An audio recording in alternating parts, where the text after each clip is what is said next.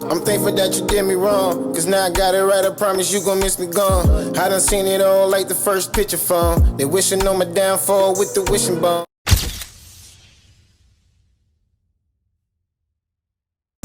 Now unless you stuck on cloud 10, I'm not rock. How you on the motherfucking word?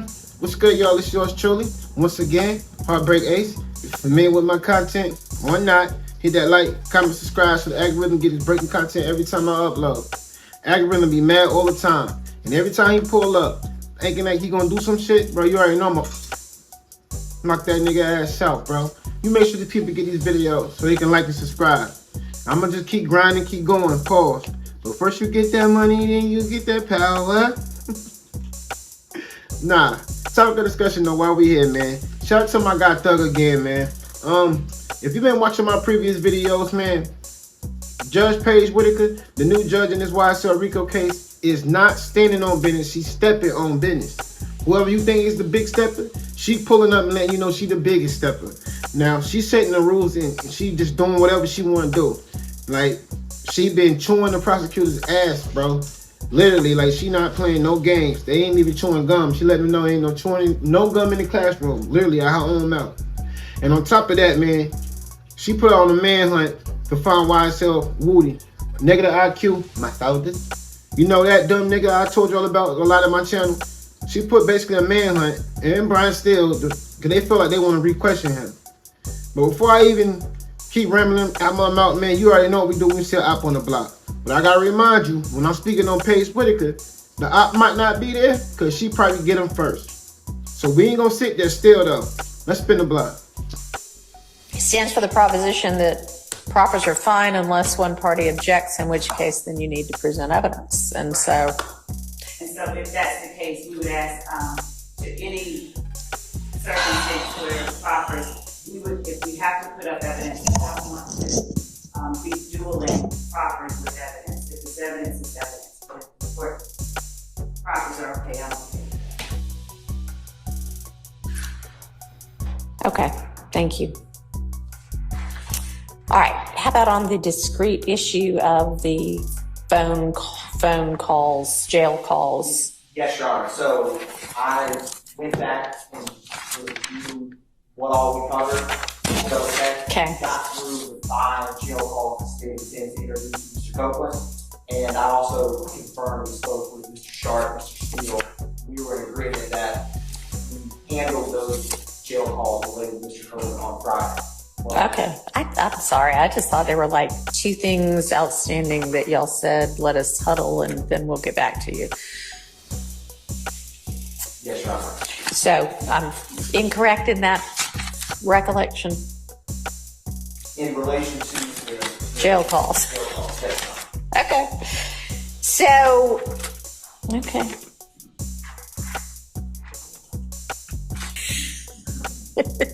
No chewing gum in class. All right. So, it's my understanding that everybody has joined in the position that Mr. Copeland's testimony was coerced based on what occurred during the June 10th ex parte. So, and yet I know at least some of you want that testimony and said that yesterday. So are you waiving the issue of its potential coercion?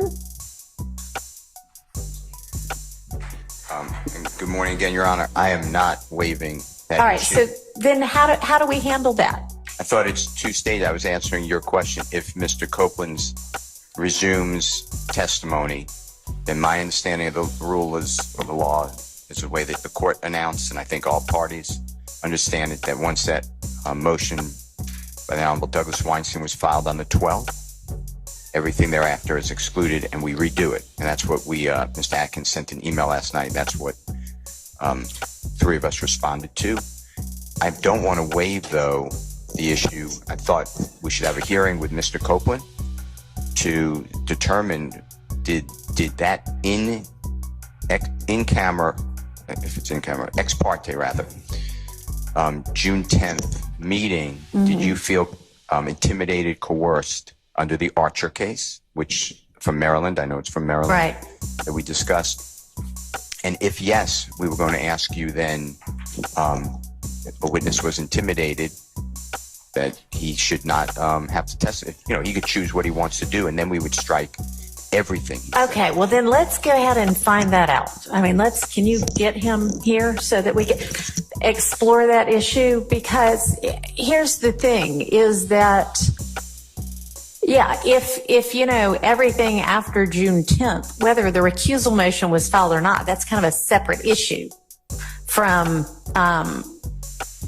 whether his testimony post June 10th ex parte meeting was coerced. And if it was coerced, then what then?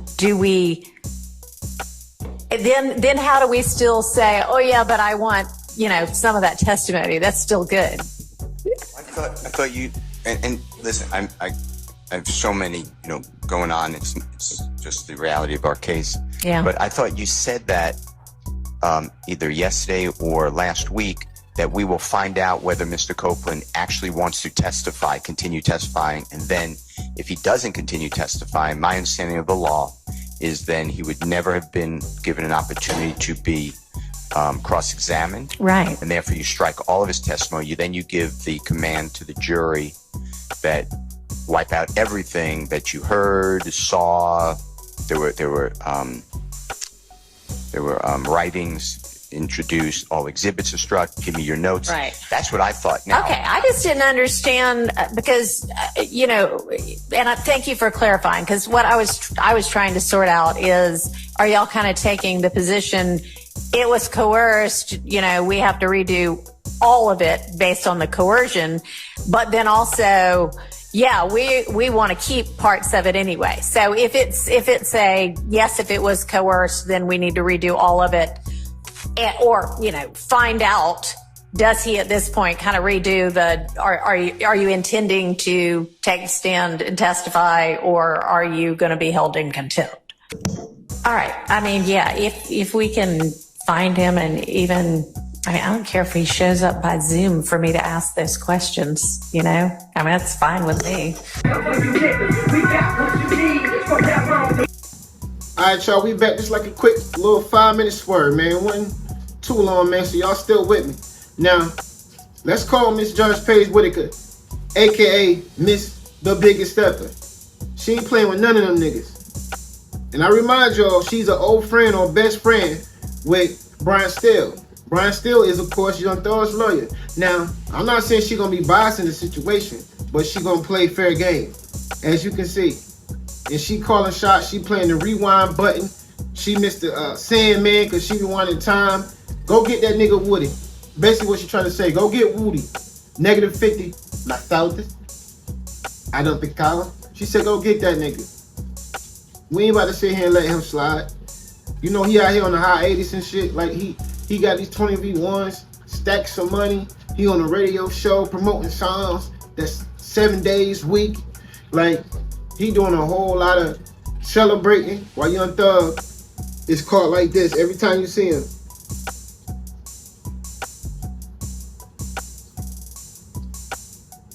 Type shit. Nah, I'll just aside though. And I'm gonna go, it's not even a secret.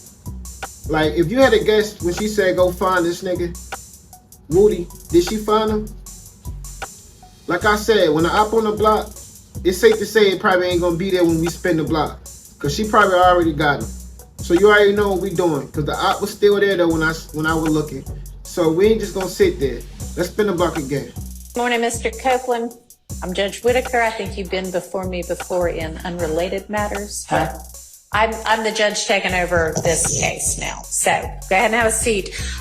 What I want to ask you right now, I know that you have been given immunity with regard to your testimony, and there had been, at some point you didn't want to testify, at some point you did want to testify. The first question I have for you... I know wanted to testify. Okay, the first... Well, right, want to is maybe the wrong term, but my question for you right now is, do you have an attorney at all? I don't know. You don't know whether you have an attorney. I would think that would be a no then if you don't know whether. I was talking to Melanie, but. Melnick? Yes. Okay.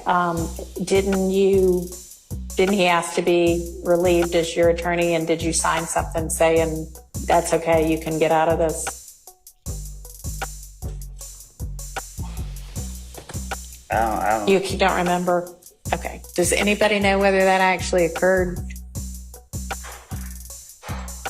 I don't believe it occurred. I believe that Miss Bumpus, I know she was stand-in. She was stand-in, and I believe something was said on the record to the effect that Miss Bumpus was relieved.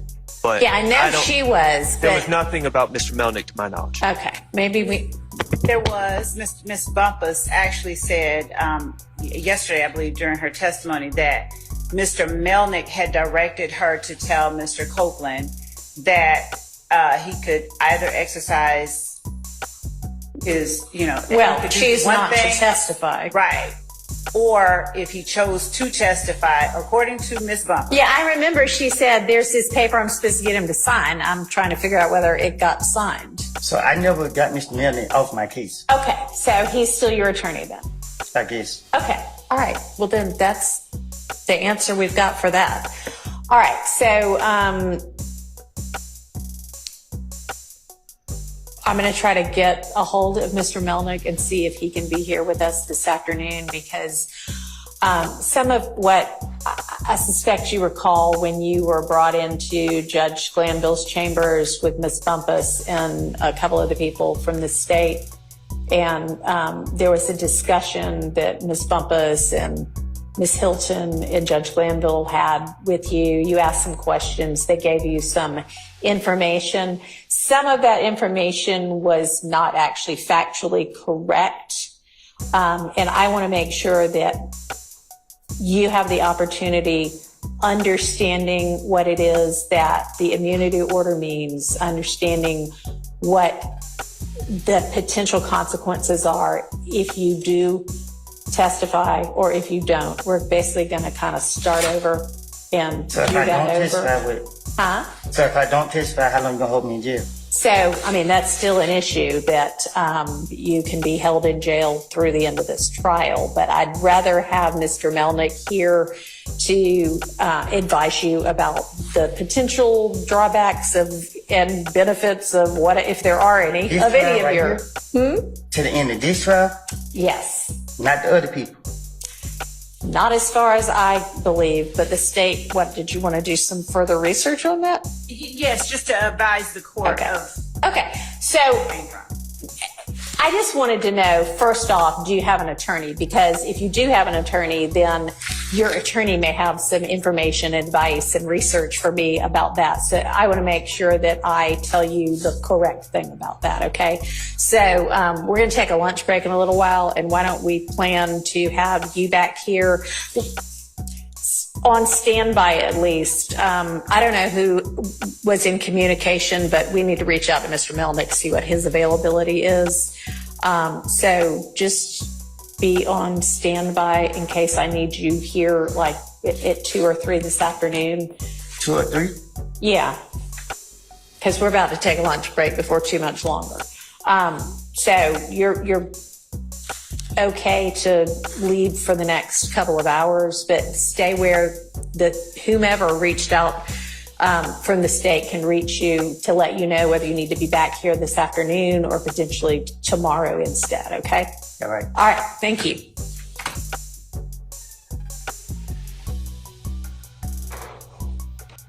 A few hours later. And get Mr. Copeland in.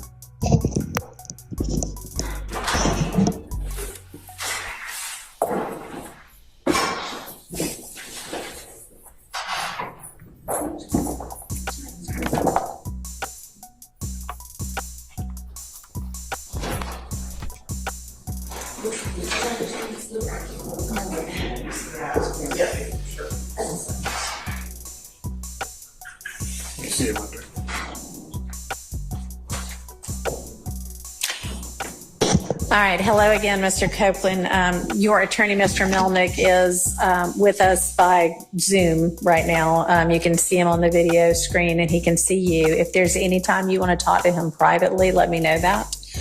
And I know y'all have had an opportunity since you and I spoke this morning from the bench in the stand to talk about the fact that the state is not interested in you pleading the fifth, and in order to avoid you pleading the fifth, they have secured an order that says you now can be essentially compelled to testify because we are acknowledging that anything that you say, we cannot prosecute you for a crime other than perjury or false statements based on something that you might say that would otherwise incriminate you if it weren't for this immunity order. And if knowing that you still choose not to testify, the court can and will hold you in contempt. And what happens in that event is that you go to jail. And the length of time that you could be held in jail for, if you don't change your mind and say, okay, I guess I will take the stand, is through the end of this trial. I don't know how long it's going to last. I think previous projections had been February or March of next year. I don't know yet, but I guess that's not outside the realm of possibility. But it would only be through the end of this trial. It would not be through the end of whomever else might be severed from this case and tried later. And I know Mr. Melnick's talked more detail about that. So I want to see if you have any questions of the court about that. I didn't understand. Now you said it at the beginning. Didn't understand anything. All right, so... No, I'm saying, like, I heard you, but I don't know what you're talking about. Okay, so tell me what it is that you'd like more information about. You said something about what they said about immunity? Yeah.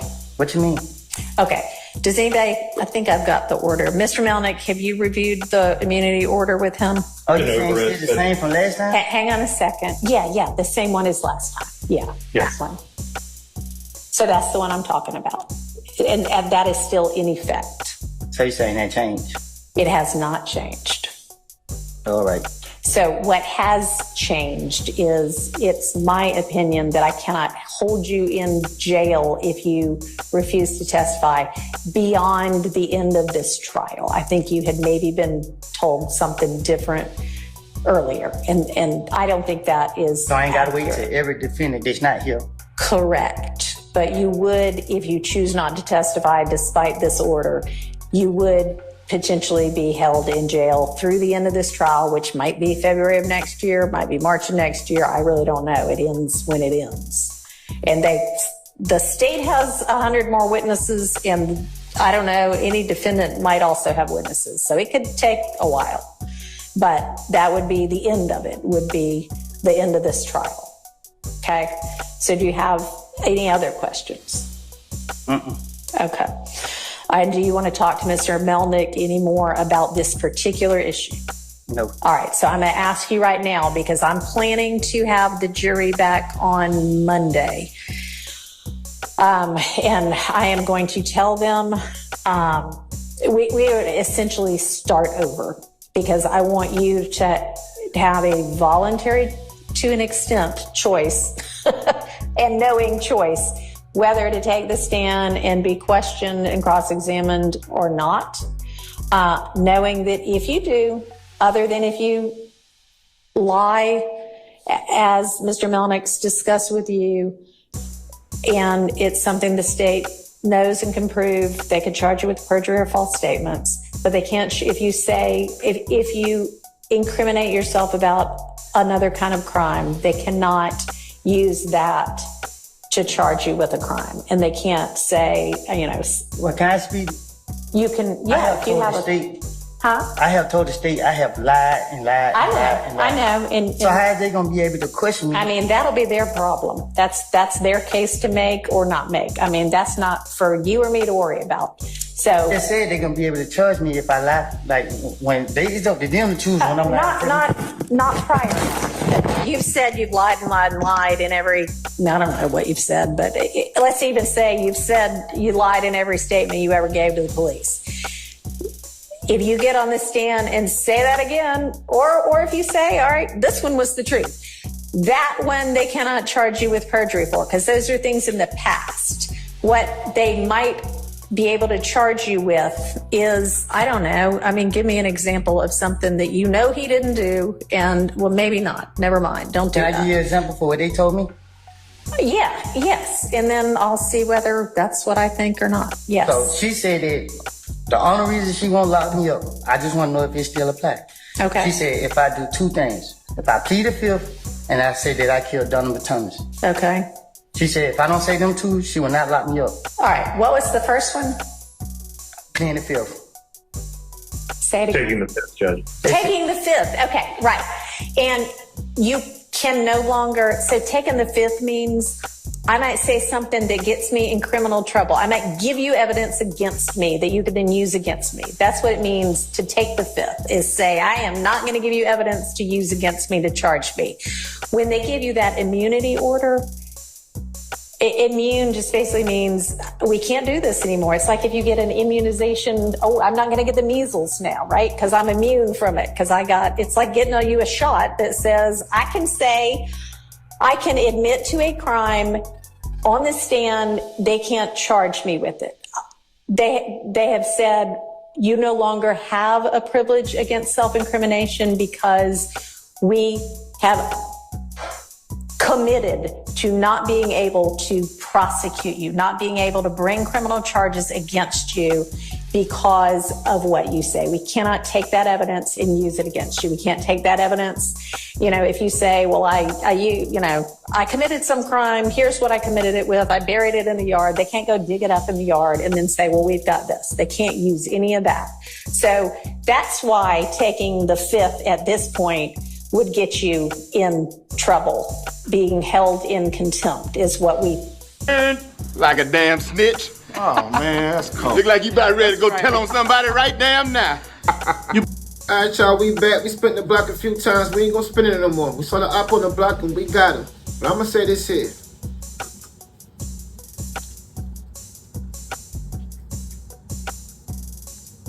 You see, he had a different reaction this time.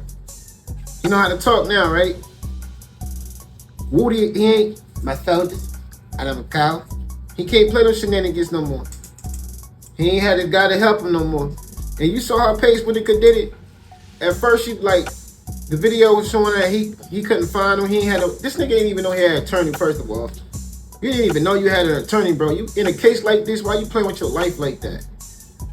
But anyway, they told him when you find him, we'll get back to you. Bro, it was a few hours later they found this nigga.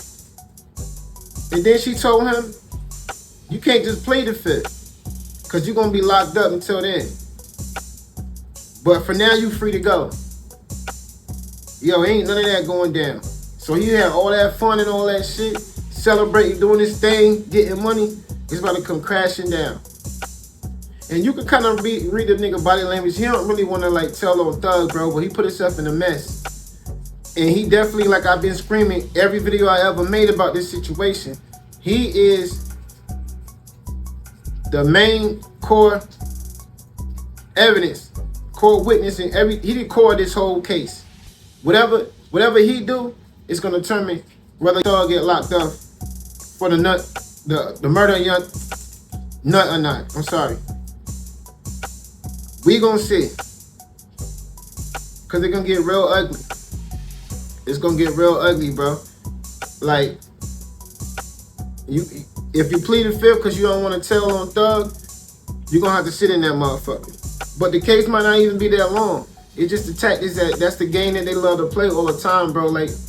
They're making them think that, it could be, you might be locked up all the way until March of 2025 and after you having all that fun and chilling with your feet up, scratching your nuts and shit, man.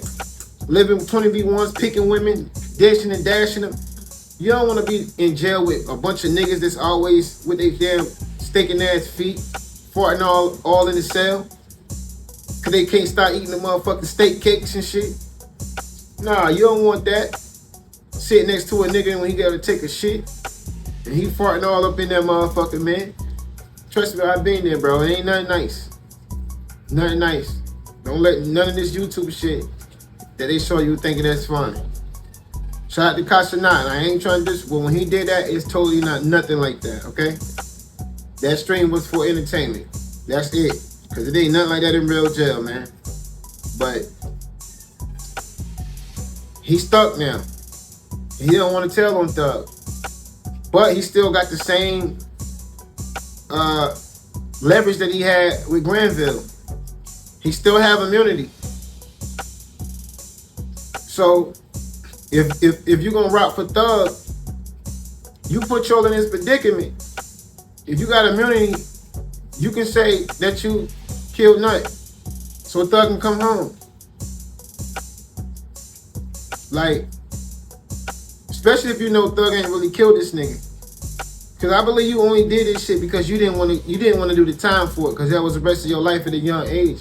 And you had an angle to get out of it because you knew they wanted a young Thug, so you decided to play this whole game. But now they got a real judge that ain't playing with none of this shit. But it's looking like it's in Thug's favor. Every day of this trial, it's looking like she catching all the bullshit and nonsense that the prosecutor was trying to do. And you gotta imagine Fannie Willis trying to be this mayor, judge, and all of that. So you gotta know there's probably the clash. These two women clashing, or who gonna win this shit?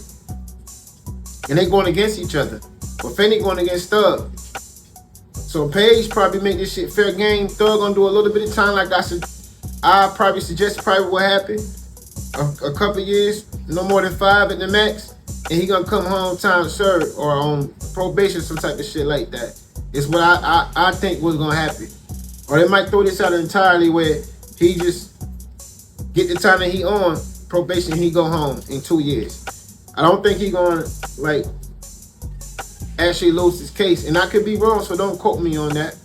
I just don't see it, man. It's just too much, and every day is looking like it's a lot of flaws and dirty tactics that the prosecutors was using, and Paige Whitaker is finding every piece of it. She ain't playing. So now it's all stuck on negative 50 IQ. My thoughts. Now we gotta see what he can do. Which he know how to talk now. Nigga didn't even know he had an attorney or not. They found a motherfucker for you. When they found him, nigga, like I always told you, they all work together. Now you gotta report Monday. And Monday might be your last day free. So I expect to see 3-4 more motherfucking 20v1s and interviews this weekend. Better get your money and do what you gotta do. Cause if you wanna keep it solid, saying you, cause it looked like you want Thug to come home, but that means you're gonna have to rock with your immunity deal and say you did the murder. Thug ain't had nothing to do with it. And I think that's the truth of it. You did it, but because you know the beef that him and Thug had, you involved him in him and said you did it. Try to get some type of love and reward for it. Try to be his number 2 or something like that. That's what I think happened. Because you thought that was going to be your way up. That's what I think happened. But leave a comment down below. Let me know how y'all feel, man. You know, Swear keep showing me every day. And showing y'all what I always say. Love each other. Till next time. It's yours truly, HeartBreak. What's good, Late Bloomer Gang? It's yours truly, HeartBreak Ace. Now, I don't know about y'all, but for me personally, since I could remember as a kid, I've been a geek and a nerd when it comes to technology. Now, I got to have the latest trends. I got to have the nice cameras, all of that, all the essentials for podcasting, especially making these videos to give y'all with high quality audio and visuals. I only go to one place, and of course, y'all know that's Amazon. Amazon got everything you need. Everything from A to Z, literally. And you know, they got a lot of good prices. Some things are pricey, but you don't have to get that. You know what I mean? I know people be on a budget a lot. We got bills to pay. We got to take care of our kids. We got an everyday lifestyle. I get it. So I made a list for y'all.